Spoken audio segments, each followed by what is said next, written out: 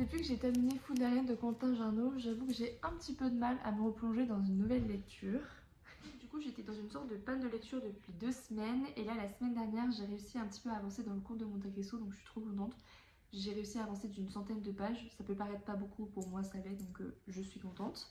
Donc là, j'en suis à la page 386 et le dernier chapitre que j'ai lu, c'est le moment où le comte de Monte Cristo a eu sa première vengeance sur l'une des personnes qui est à l'origine de la supercherie dont il a été victime. J'ai 2 objectifs pour cette semaine. On va pas se mentir, le fait que je filme une vidéo, c'est vraiment pour motiver à atteindre ces deux objectifs-là. C'est d'avancer d'environ 200 pages dans le comte de Monte Cristo, ce qui équivaut à 40 pages par jour. Ça peut paraître pas beaucoup, mais je sais qu'au bout d'une demi-heure, mon cerveau il va très loin tellement ça me demande d'énergie, mais j'aimerais vraiment pouvoir avancer. Et le deuxième objectif, c'est de commencer un livre sur ma liseuse.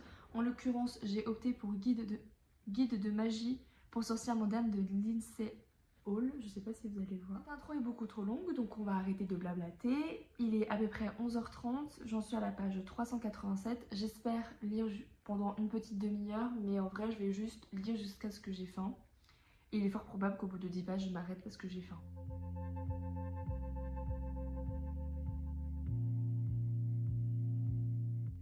Chapitre que je viens de lire, c'est le moment où la vie de Morcerf part en cacahuète, en éclat complet. La descente aux enfers de Morcerf est décrite de manière très différente dans le livre par rapport au film qui a été fait, la dernière adaptation.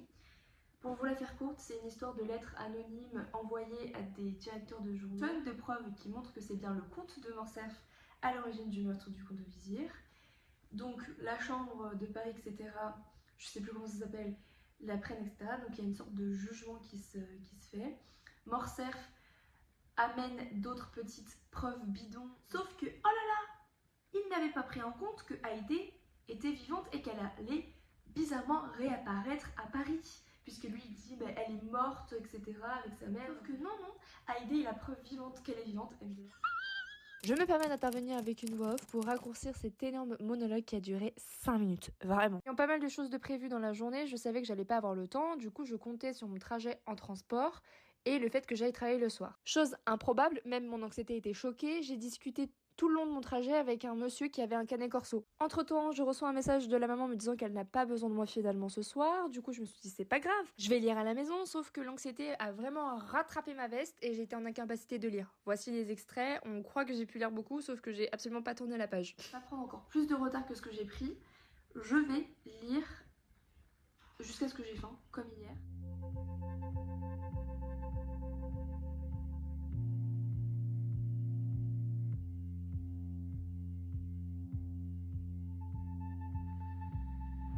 Dis-le si je te gêne, Son. Oui. T'as pas mon visage. Alors, je crois pas vous l'avoir dit, mais Son a trouvé sa famille. Ah, bon. Super, Son. J'ai voulu faire une petite... Oh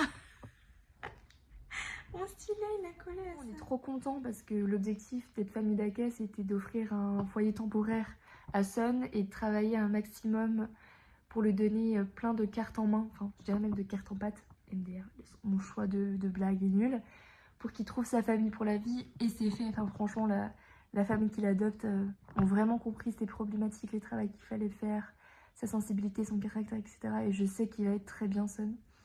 Mais voilà, en même temps, on est triste parce que ça fait 5 mois qu'ils partageaient nos vies. On a eu tellement de difficultés, de joie, de peine, de colère, d'amour, d'excitation, de rire. Vraiment, c'est indescriptible. Et on le sait, et même nos proches le savent, si on avait eu les finances et le style de vie adéquat à Son, on l'aurait adopté, mais voilà. On a hésité, hein, mais vraiment, ça aurait été juste un choix égoïste. On n'aurait pas pu lui offrir tout ce dont il avait besoin. Je suis impressionnée, j'ai pas pleuré, mais ça fait depuis dimanche. On est mercredi, ça fait depuis dimanche que je pleure. Et généralement, je pleure toujours le soir. Parce que à chaque fois, je me dis, voilà, j'ai passé une journée, et c'est une journée de plus qui s'est écoulée, qui me rapproche de son départ. Il a entendu un chien, mais il s'endort en même temps. Mon pupille. Moi aussi je vais pleurer. Mon cœur. Mais tu vas être bien dans ta nouvelle famille. Ils vont voir à quel point tu peux être drôle et maladroit. Mais un peu chiant surtout quand tu décides d'être grognon parce que t'as pas assez dormi. Il s'en fiche, il dort. Bon allez, je coupe la vidéo, de base je devais vous parler du livre mais je pleure. Je suis contente parce qu'hier j'ai réussi à rattraper mon retard et en plus j'ai lu bien plus que ce que j'avais imaginé. Dans le sens où l'après-midi j'avais des choses de prévues et le soir je travaillais, donc je m'étais dit bon, ça va être short pour rattraper mon retard, mais je serai peut-être juste à quelques pages, donc ça ira pour demain. Et finalement non, j'ai même entamé mes pages du jour. C'est trop cool. Un petit peu où j'en suis dans le conte de Monte Cristo. Les pages que j'ai lues hier, ça englobait toute la vengeance envers le comte de Morcerf. Donc comment Albert est allé confronter le comte de Monte Cristo. La scène hyper forte et symbolique quand Mercedes est allée supplier le comte de Monte Cristo de ne pas tuer son fils et qu'elle lui révèle qu'elle savait depuis le début que c'était Edmond. Morcerf réalise que sa femme et son propre fils prennent de la distance et le quittent. Et puis du coup la confrontation entre le comte de Monte Cristo et celui de Morcerf. En bref, j'ai vraiment kiffé, c'était pour ça d'ailleurs que j'ai autant lu rapidement parce qu'il se passait tellement de choses. Mon envie c'était de lire parce qu'il y avait pas mal de différences entre le film et le livre. Une grosse différence majeure, c'est que le comte de Morcerf se suicide. Il y a base, il voulait faire un duel, il n'a pas eu lieu, il s'est suicidé, il s'est mis une balle dans la tête. Il est pratiquement midi, donc je vais avancer dans le conte de Monte Cristo jusqu'à ce que j'ai faim.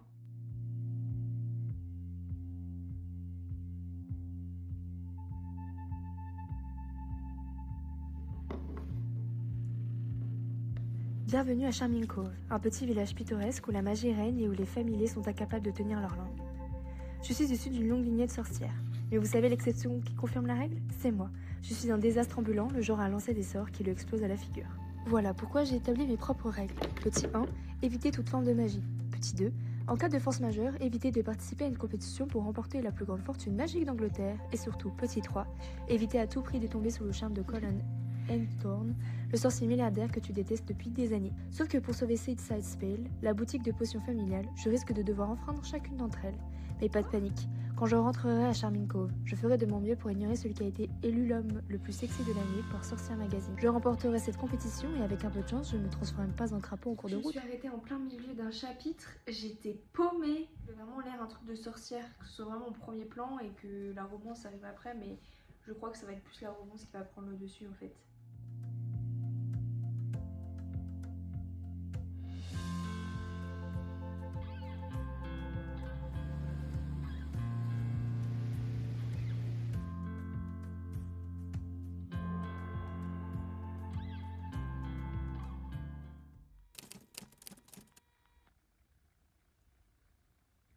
J'ai hésité entre poursuivre ma lecture du conte de Monte Cristo alors que j'avais déjà atteint mes pages quotidiennes ou justement me mettre un petit peu plus dans l'histoire de guide de magie pour sorcières modernes. C'est le conte de Monte Cristo qui l'a remporté.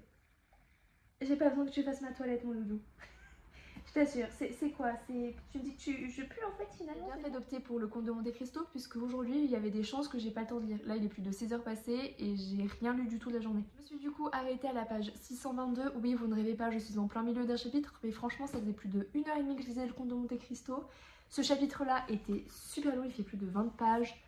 J'étais en mode non c'est bon, je vais arrêter là, puis de toute façon c'était bientôt l'heure que je reprenne le volant. Donc plus je filme mes vidéos du lundi au samedi et je monte le dimanche pour ensuite la publier le même jour à 20h50.